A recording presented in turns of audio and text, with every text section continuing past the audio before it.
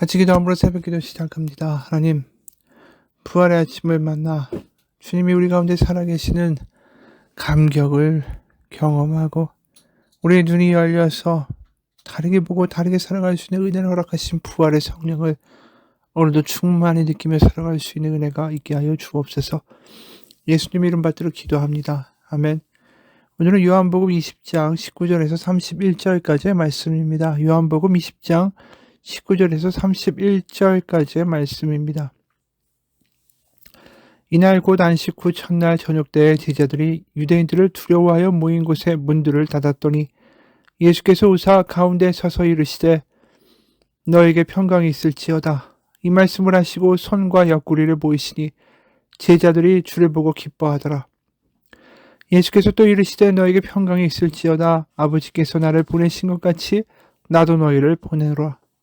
이 말씀을 하시고 그들을 향하사 숨을 내쉬며 이르시되 성령을 받으라.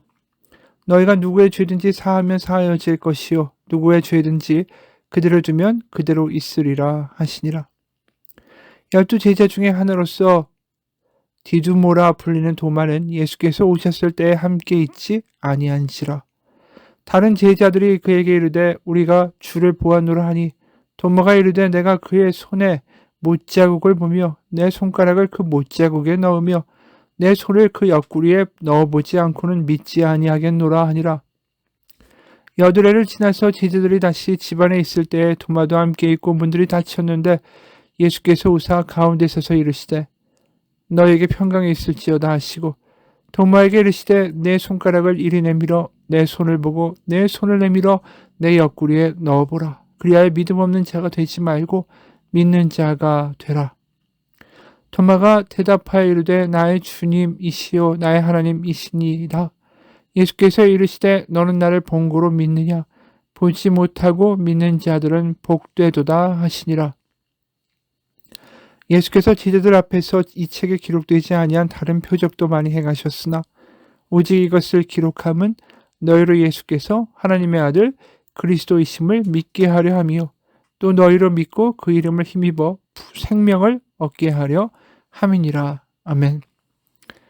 예수님이 부활하신 다음에 제자들 앞에 나타나시죠. 그리고 이런 말씀을 하십니다. 20절부터 22절에 너에게 평강이 있을지어다. 21절에 또다시 한번 말씀하십니다. 너에게 평강이 있을지어다. 아버지께서 나를 보내신 것 같이 나도 너희를 보내노라. 그리고 성령을 받으라. 숨을 내쉬면서 이렇게 말씀하세요. 근데 여기 굳이 숨을 내쉬면서 성령을 받으라 라고 말씀하시는 장면은 우리가 구약의 창세기에서 아담이 창조될 때의 모습을 연상하게 합니다. 창세기 2장 7절이죠. 주 하나님이 땅의 흙으로 사람을 지으시고 그의 코에 생명의 기운을 불어넣으시니 사람이 생명체가 되었다. 여기에 생명의 기운이라는 말이 루아흐라는 히브리어입니다. 영, 하나님의 영을 가리키는 거죠. 그래서 예수님이 여기서 똑같이 말씀하시죠. 숨을 내쉬며 영, 바로 성령을 받으라. 다시 말해서 창세기에서 창조되었던 인간이 죄로 타락으로 말미암아 망가졌으나 예수님의 십자가 부활로 말미암아 성령 가운데 다시 한번 새로운 창조, 새로운 피조물로 거듭나는 일이 벌어졌다라는 겁니다. 그래서 창세기에서 그분의 생기 루아흐로 만들어진 인간이 결국 흙이었지만 하나님의 생명으로 사람이 되었죠. 그것이 망가져버린 것이 선악과를 먹고 교만해진 탓 아닙니까? 그런데도 그들을 하나님은 버리시지 않았고 그들에게 가죽옷을 입히고 에덴 동산에서 내보내셨지만 에덴 동산으로 가는 길을 부시거나 아예 폐쇄하지 아니하시고 거기에 불칼을 대고 천사들로 하여금 스랍들로 지키게 하셨죠. 그리고 우리가 아는 것처럼 예수님이 십자가에서 운명하셨을 때 성소의 휘장이 위에서 아래로 쪼개지면서 우리가 다시 한번 길이 열린 거 아닙니까? 내가 길이요 진리요 생명이라고 말씀하신 것처럼 어디로 가는 길입니까? 하나님께 가는 길이고 다른 말로 하면 에덴 동산으로 가는 길이 다시 열렸다라는 것입니다. 왜냐하면 성소의 휘장에 새겨져 있는 문양이 뭔지 아십니까? 바로 스랍 천사였어요. 바로 하나님께로 가는 임재의 관문이 바로 스랍과 천사들이 지키고 있었고, 에덴 동산에서 그 입구를 막고 있었던, 길을 막고 있었던 존재가 바로 스랍 천사였죠. 불칼을 들고. 그래서 예수님의 십자가의 운명 그리고 부활로 말미암아 에덴 동산으로 가는 길이 다시 열렸고, 그래서 오늘 굳이 숨을 내쉬면서 성령을 받으라고 말씀하시는 대목이 창세기에서 아담의 창조 장면과 매우 흡사하다라는 것이 당연한 것이 될 수밖에 없는 거죠. 다시 말해서 우리가 성령을 받고 새로운 피조물이 된다라는 것은 또 다른 말로 오늘 본문에 보면 평강을 받으라 이렇게 말씀하시죠. 그것도 한 번만 말씀하시는 게 아니죠. 평강이 있을지어다, 평강이 있을지어다. 바로 새로운 피조물이 되고 새로운 창조가 된다. 다시 에덴 동산에 들어간다. 하나님을 아버지라고 부르며 그 친밀한 관계 속으로 살아간다. 그것은 평강을 얻는 샬롬의 삶이 됩니다. 왜 그럴까요? 하나님이 나의 아버지가 되시기에 내가 더 이상 나의 수단과 방법과 나의 계획으로 나를 지키는 일을 할 필요가 없어지는 거죠. 하나님에 대한 전적 신뢰가 생기고 친밀감이 생기고 내 모든 것을 아버지 앞에 털어놓을 수 있는 믿음이 생기고, 그래서 예수님으로 말미암아 하나님과 그렇게 친밀한 관계가 되고 성령 안에서 그분이 내 안에 거하신다라는 것이 믿어져서 더 이상 고아로 살지 않을 때 우리는 샬롬, 평강을 얻게 된다라는 것입니다. 그래서 그 수많은 사람들이 이 땅 가운데 아직도 평강을 얻지 못하는 이유는 뭘까요? 자신들이 고아이기 때문입니다. 내가 내 인생을 책임져야 되고 내 앞날의 노후를 책임져야 하고 내 건강을 책임져야 하고 내 모든 가정을 책임져야 되고 내 자식의 미래도 책임져야 하고, 이 모든 것들을 내 혼자 하려고 하다 보니까 쉴 틈도 평안도 없는 거죠. 그것은 오늘날 이 세상을 살아가는 사람들만의 이야기가 아니죠. 구약에서 수많은 사람들이 그런 수고롭고 무거운 짐을 지고 간 거 아닙니까? 북왕국, 남왕국 다 마찬가지죠. 나라가 작았습니다. 두 개의 강대국 사이에서 낀 고래 싸움에 새우등 터지는 위치가 가나안 땅이었어요. 왜 그랬을까요? 북쪽에는 아수르와 바벨론이라는 강대국이 연이어 탄생합니다. 메소포타미아 문명 지역이죠. 4대 문명의 발원지라고 불리우는 그곳에서 엄청난 강대국들이 연이어 탄생하죠. 남쪽에는 어떤 나라가 있습니까? 대대로 이집트, 바로 초강대국이 버티고 있었어요. 그러니까 애굽에서 북상하면 이 아수르와 바벨론으로 가게 되고, 바벨론과 아수르가 남하하면 애굽으로 가게 되죠. 그 통로에 바로 가나안 땅이 있었습니다. 그러니까 그 지리적 위치가 항상 우리는 애굽 편에 붙어서 우리의 운명을 맡길 것인가, 아니면 우리가 바벨론이나 아수르 편에 붙어서 우리의 미래를 보장받을 것인가, 항상 그 고민을 할 수밖에 없는 자리였다라는 거죠. 자기들이 자신의 운명을 책임져야 되는 상황이라면 거기서 가장 필요한 건 뭘까요? 탁월한 외교술입니다. 어느 쪽에 붙어야 더 오래 안전하게 내 미래를 보장받을 수 있을까? 거기서 하나님은 늘 예언자들을 보내셔서 말씀하셨어요. 애굽도 아니고 바벨론 아수르도 아니고 나를 의지하라고. 하지만 남왕국 북왕국의 사람들은 그 일을 하지 않죠. 눈에 보이지 않는 하나님을 믿는 것보다 눈에 보이는 강대국들의 도움을 받는 것이 자신의 미래를 확보하는 데 더 확실하다고 느꼈기 때문입니다. 하지만 그게 결단코 쉬운 일이 아니에요. 자기가 자신의 미래를 책임지고 확보하고 안전을 얻어내는 삶 자체가, 그러니까 애굽에 붙었다가 거꾸로 아수르에 붙었다가 갈팡지팡하는 일이 빈번하게 발생합니다. 당연히 그렇죠. 애굽에 붙었더니 북쪽에서 바벨론이 와서 가만히 안 두고, 또 바벨론에 붙으니 애굽이 가만히 안 있고, 그러니 피가 마르고 어느 순간에 이 마음의 여유가 없어지죠. 우리가 그렇게 살고 있는 것처럼. 그래서 에스겔 37장을 보면 세 번역으로 13, 14절에 이런 말씀이 나옵니다. 에스겔 13, 14절 세 번역입니다. 내 백성아, 내가 너희의 무덤을 열고 그 무덤 속에서 너희를 이끌어낼 그때에야 비로소 너희는 내가 주인 줄 알 것이다. 내가 내 영을 너희 속에 두어서 너희가 살 수 있게 하고 너희를 너희 땅에 데려다가 놓겠으니 그때야 비로소 너희는 나 주가 말하고 그대로 이룬 줄을 알 것이다. 그렇죠. 에스겔에서 이 말하는 이 남유다의 모습은 무덤 속에 있는 것과 같고 마른 뼈를 가진 자와 같고 거의 죽은 자와 다름이 없다라는 거죠. 숨도 쉬지 못하고 평강도 없고 짓눌려 살아가는 그 인생을 내가 나의 영을 그 안에 부어서 회복시키리라.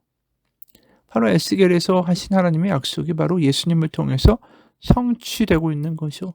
성령을 받으라 평강이 있을지어다. 여러분, 비유적으로 물에 빠진 사람이 있습니다.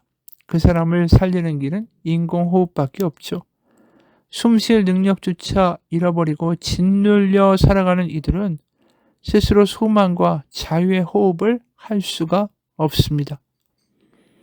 바로 숨통이 트이는 일, 다시 숨을 쉴 수 있게 되는 것은 오직 하나님이 주시는 생기가 우리 가운데 호흡처럼 들어올 때만 가능한 거예요. 부활절을 지낸 우리에게 필요한 것도 바로 그것입니다. 하나님의 생기, 하나님의 호흡, 바로 하나님의 성령. 그래서 우리가 드디어 하나님의 자녀고 하나님 아버지가 살아계시며 나의 아버지로서 나의 기도를 들으시는 분이라는 것이 믿어지고 확증될 때에 우리는 평강의 샬롬의 삶을 얻게 되는 거죠. 부활은 그러한 선물을 우리에게 주시기 위해 예수님이 십자가에 죽으시고 살아나신 날입니다. 우리에게 부활이 필요하죠. 하루하루가 너무나도 버겁고 숨쉴 여유도 없고 짓눌려 살고 뼈가 말라가는 신음의 삶 속에서 주님의 생기가 임하셔서 숨을 내쉬며 이르시되 성령을 받으라 평강이 있을지어다. 그 부활의 능력, 부활의 삶을 느끼는 것이 바로 신앙생활입니다. 바로 살아도 사는 게 아니고 기계처럼 매일 똑같은 일만 하고 삶의 낙도 없이 그렇게 시들어가고 늙어가고 죽어가는 삶 가운데 하나님의 생기가 부어지는 것. 그래서 눈에 보이는 게 다가 아니라고 다른 것이 보이기 시작하는 소망이 생기는 것. 그것이 이 땅에서 부활을 경험하는 다시 살아난 새로운 피조물의 삶입니다. 실제로 예수님을 부활하게 하신 분도 성령이었어요. 로마서 8장 11절. 로마서 8장 11절입니다. 예수를 죽은 자 가운데서 살리신 이의 영이 너희 안에 거하시면 그리스도 예수를 죽은 자 가운데서 살리신 이가 너희 안에 거하시는 그의 영으로 말미암아 너희 죽을 몸도 살리시리라. 부활과 함께 우리 가운데 오신 성령님만이 우리를 다시 숨쉬게 하실 수 있다라는 거죠. 그래서 고린도후서 5장 4, 6절에 이런 말씀도 나옵니다. 고린도후서 5장 4절에서 6절 세 번역의 말씀입니다. 우리는 이 장막에서 살면서 바로 우리의 몸을 장막이라고 부르는 거예요. 우리는 이 장막에서 살면서 무거운 짐에 눌려서 탄식하고 있습니다. 우리는 이 장막을 벗어버리기를 바라는 것이 아니라 그 위에 덧입기를 바랍니다. 뭘 덧입는 거죠? 성령입니다. 5절, 6절입니다. 이런 일을 우리에게 이루어 주시고 그 보증으로 성령을 우리에게 주신 분은 하나님이십니다.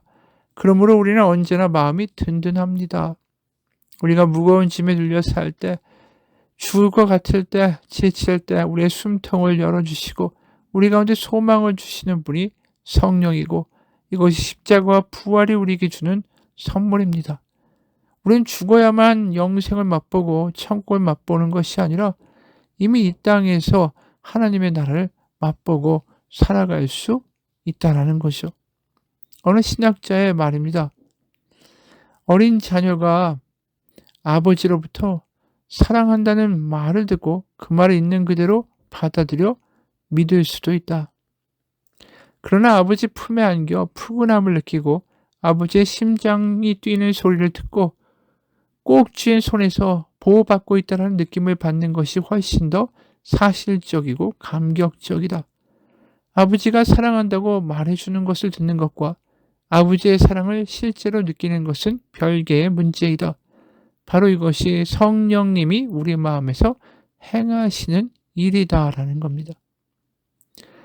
그러기에 우리가 하나님 앞에 나아가 목마름으로 누구든지 나아가면 그 뱃속에서 생수의 강, 성령이 경험될 것이다. 예수님이 말씀하셨죠. 바로 예수 그리스도의 십자가에서 그 고난을 받으시면서 우리에게 주시는 성령은 우리에게 자격 조건을 따지시지 않습니다. 내가 뛰어나야, 내가 거룩해야, 내가 조금 더 하나님을 더 잘 믿어야 주어지는 것이 아니라 누구에게든지 부어지는 거죠. 목마름만 있다면. 왜냐하면 우리가 변화되기 원하는 것보다 하나님이 우리를 더 변화시키고 평강을 주기를 더 원하시기 때문입니다. 그래서 탕자의 비유에서 탕자가 돌아오자 그 후레의 자식을 먼 발치에서 보자마자 달려가서 얼싸는 아버지의 모습이 하나님이라고 말씀하지 않습니까? 그러니까 우리에게 그 생기를 다시 부어서 다시 숨쉬게 해주고 싶은 것이 어버이의 마음 아닙니까? 숨도 못 쉬고 쌕쌕거리는 자식에게 숨쉬게 해주고 싶은 게 부모의 마음이죠. 그게 누가복음 11장 11절에서 13절입니다. 너희 중에 아버지 된 자로서 누가 아들이 생선을 달라 하는데 생선 대신에 뱀을 주며 알을 달라 하는데 정갈을 주겠느냐? 너희가 악할지라도 좋은 것을 자식에게 줄 알거든 하물며 너희 하늘 아버지께서 부활한 자에게 성령을 주시지 않겠느냐? 숨차서 헥헥대고 나에게 숨쉴 마음과 공간과 그 숨을 달라고 하는 자식에게 어떻게 주지 않겠느냐라는 것이죠. 게다가 부활하신 주님이 그 몸에 창자국과 못자국을 여전히 갖고 계시다라는 거 아닙니까? 도마에게. 왜 그러시겠어요? 우리를 살리고자 하시는 그 주님은 여전히 부활하신 이후에도 이 땅에서 아파하고 힘들어하고 지쳐하고 고통받는 우리와 똑같은 고통을 여전히 공감하고 계시다라는 것을 보여주시는 거죠. 이제 난 부활했으니 더 이상 너의 고통과는 상관이 없다가 아니라 여전히 못자국과 창자국을 지니신 예수님은 우리의 고통과 우리의 어려움에 여전히 공감하고 참여하고 계시다라는 뜻입니다. 바로 그분과 함께 있을 때 내가 어떤 지경에 있다 할지라도 그분이 우리에게 말씀하시겠죠. 성령을 받으라. 평강이 있을지어다. 그게 바로 우리 가운데 오신 예수님의 복음입니다. 주님은 먼 곳에 계신 분이 아니에요. 우리가 어떤 자격을 갖춰야만 주님을 경험하고 하나님을 아버지라고 부를 수 있는 것도 아닙니다. 지금 주님이 말씀하세요. 성령을 받으라. 평강을 받으라. 그분께 나가기만 하면 됩니다. 그분이 우리를 기다리시기 때문입니다. 같이 기도하겠습니다. 하나님, 우리는 나가는 일을 까먹었습니다. 주님 앞에 우리의 마음을 드리는 일을 게을리합니다. 내가 내 인생을 책임지고 내 인생의 주인이 되겠다고 엉뚱한 것에 우리의 마음을 쏟고 우리의 눈을 주면서 그쪽으로 달려가기에 급급합니다. 숨 쉴 틈도 없이 냅다 달려가기만 하는 그 엉뚱한 방향으로 가는 우리를 불쌍히 여기시고 오늘 이 자리에서 하나님 앞에 목마름으로 나오는 우리의 영혼 가운데 성령을 받으라, 평강을 받으라 하신 주님의 음성이 경험되고 감격되고 성령을 체험할 수 있는 은혜가 있게 하여 주옵소서. 예수님 이름 받들어 기도합니다. 아멘.